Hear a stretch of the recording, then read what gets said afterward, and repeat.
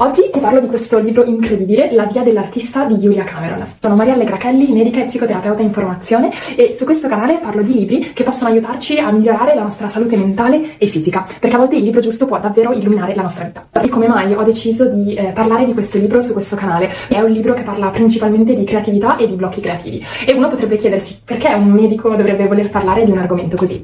Bene, io in realtà sono convintissima che la creatività sia fondamentale per la nostra salute, soprattutto salute mentale e quindi di conseguenza anche la nostra salute fisica.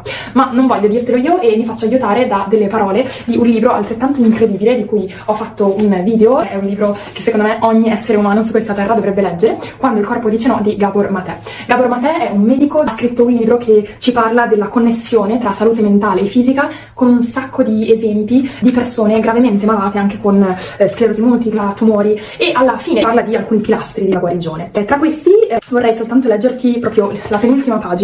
Ciascuno ha una spinta creativa. La sua espressione può fluire attraverso molti canali, la scrittura, l'arte o la musica, attraverso la creatività sul lavoro o in numerosi altri modi specifici per ciascuno di noi, che si tratti di cucinare, di fare giardinaggio o anche dell'arte oratoria.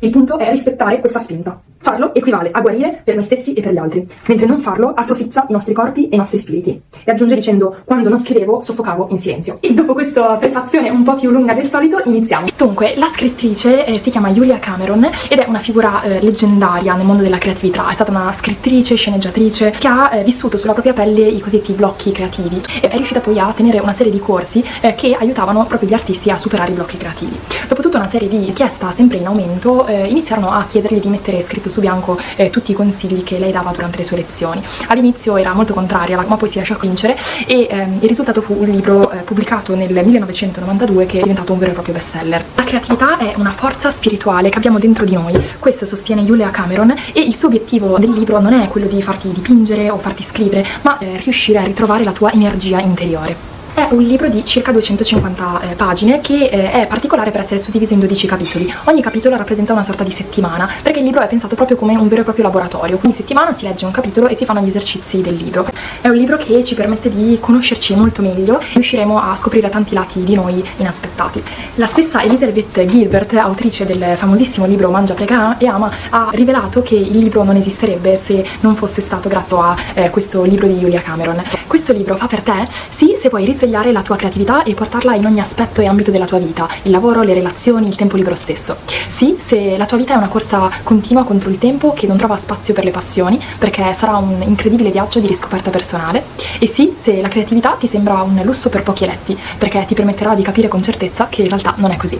L'appuntamento con l'artista e le pagine del mattino, che è il mio preferito, sono le due attività cardine di questo libro che hanno cambiato la vita a decine e decine di persone. L'appuntamento dell'artista è un appuntamento che dedichiamo a noi stessi e alla nostra creatività. Julia Cameron ci raccomanda di prenderci 2 ore alla settimana in cui siamo esclusivamente con noi stessi senza distrazioni esterne, quindi in totale solitudine. E questo per riuscire a nutrire il nostro bambino artista e la nostra creatività interiore. Quindi non serve produrre qualcosa, dipingere, ma è sufficiente divertirsi ed esplorare e soprattutto lasciarsi ispirare.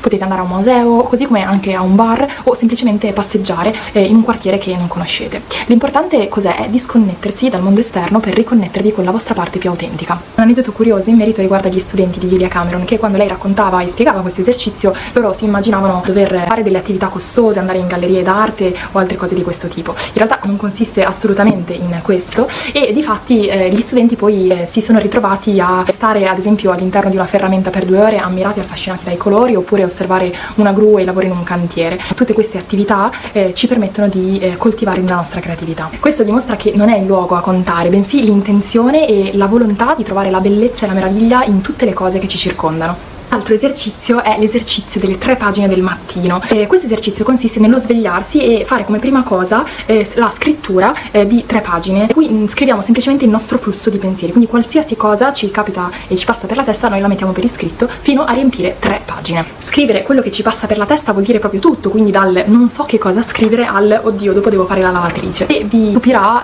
la potenza incredibile di questo esercizio. Julia Cameron raccomanda di fare l'esercizio per 12 settimane consecutive. Lo so, sembra assurdo, assurdo. In realtà sono persone che all'inizio hanno quasi deriso Julia Cameron per questa richiesta e si sono sentiti obbligati nel farlo, per poi ritrovarsi a portare avanti questa pratica per tutta la vita. La stessa autrice racconta che molto spesso quando le persone iniziano questo percorso trovano una sorta di resistenza interna, ed è una sorta di voce interiore che lei nel libro chiama il censore, e che porta molta rabbia e frustrazione, perché viene considerata questa pratica, ad esempio delle pagine del mattino, come una sorta di perdita di tempo. Eppure l'autrice tranquillizza sul fatto che se questa è la sensazione, molto spesso vuol dire che il lavoro sta funzionando, e una volta poi passato il primo scoglio tutto sarà un po' in discesa.